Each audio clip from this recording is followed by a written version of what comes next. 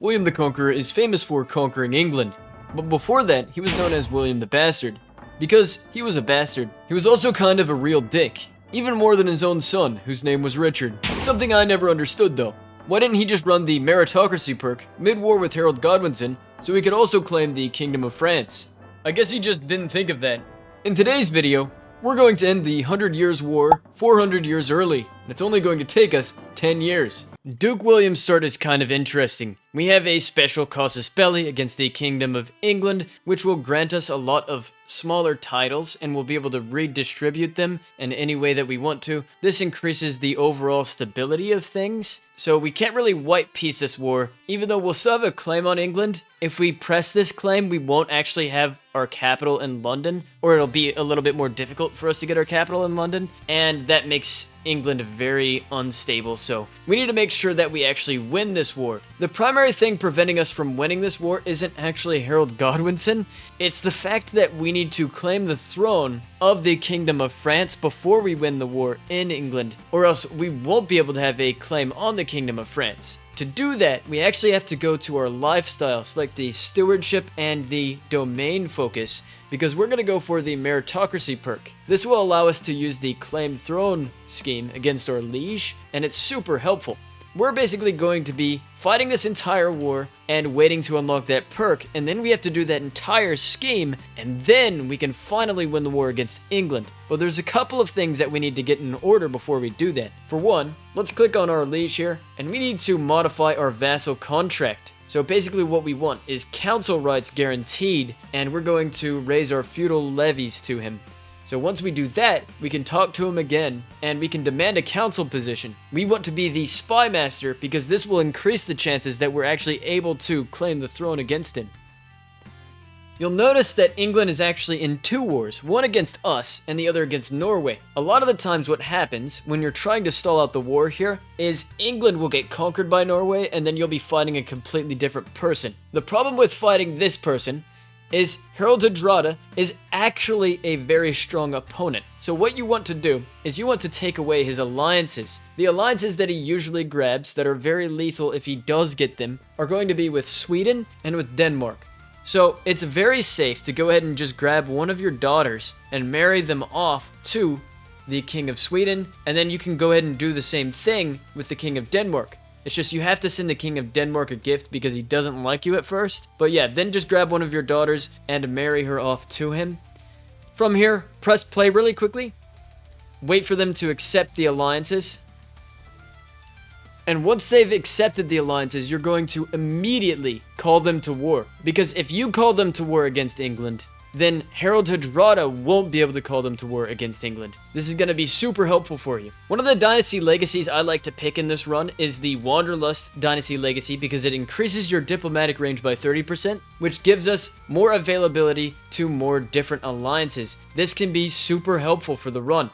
And now that we've done that, I'm going to go ahead and find alliances for everyone else in my family. We've already called both Sweden and Denmark to war. So remember, with these additional alliances, we're just trying to stall the war out here. So you don't want to call any of your other allies to the war until you're ready to win the war. So don't call any of your other allies to war unless you have a claim on the Kingdom of France. That's super important to remember that. Something else that I'm going to do, which you do not actually have to, I'm going to start fabricating a claim on Brittany because it would be a nice title to have. And I'm also going to begin swaying the Pope. That's always a good idea if you're a Catholic. I've said it in every video I've made so far. And now that we've gotten all of our setup out of the way, we are good to press play. King Harold Hardrada has just won the war, which is kind of good because my allies are being really aggressive, so they're about ready to get fucked, I'm pretty sure. We are in a very good situation, but we still haven't unlocked the meritocracy perk, so that kind of sucks. We are negative 20% in the war against Harold Hardrada because he is a stronger enemy. Now is the time for me to go ahead and call all of my allies. I have faith that Harold Hardrada will survive against this. I finally have the meritocracy perk. I'm going to right click on King Philip and I'm going to select the claim throne scheme. Now with this, we want to execute this as fast as physically possible. So we're going to hire agents number 1. Number 2, we're going to go ahead and select our spy master. We're going to make sure he is supporting our schemes and also that he is the best spy master for the job, which he is. And we're going to select our wife and highlight her on court intrigue. Now that we've done all of these things, we're going to view our scheme again and see how long it will take from here. So yes, we've dropped it all the way down to 2 years. That's pretty nice. We can get another agent, and we've dropped it all the way down to 22 months. So the time is ticking down. Something else that I'm going to consider getting is possibly switching my lifestyle focus to skullduggery once I have the option to,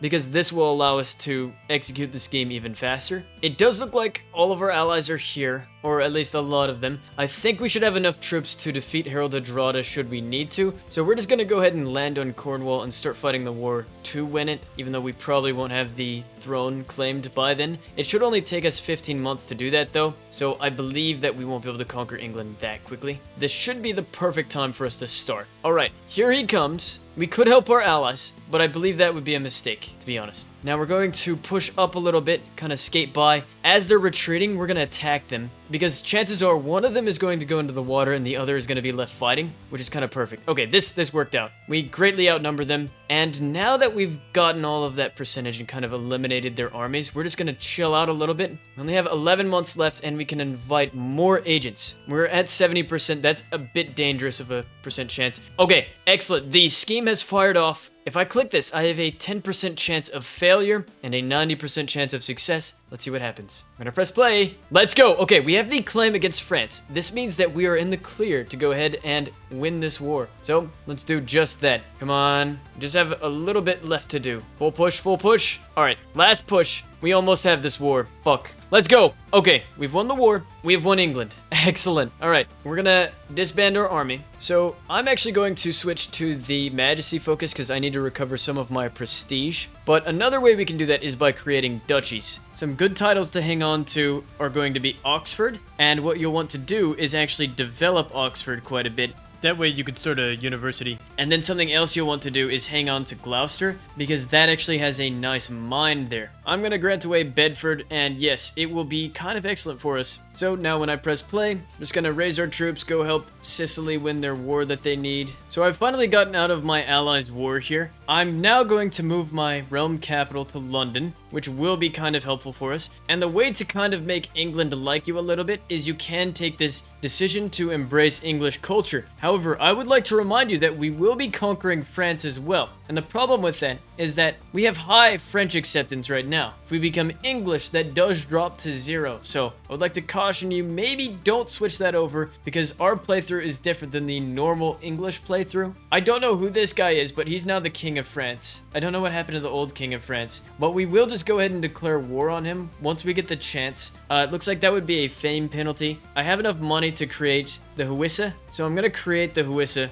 and I'm going to grant that over to someone. Don't know who exactly yet, probably just this woman. Now that I've granted the Hwissa away, that gives us enough prestige to go ahead and press our claim, declare war. Very nice. Very excellent. We have 15,000 soldiers that we can call to war here, and we are on pace to easily conquer the Kingdom of France within 10 years. So yes, we're just going to call everyone, all of our previous allies. I did get a couple of more because we did lose a couple, so just keep that in mind. We've gotten most of our allies. We're just going to try and capture the King's army here. Nice, that was super smooth actually. Excellent. So we have entered another war. It looks to be one of our allies' wars. So we've just conquered France. We did it. It's only 1076.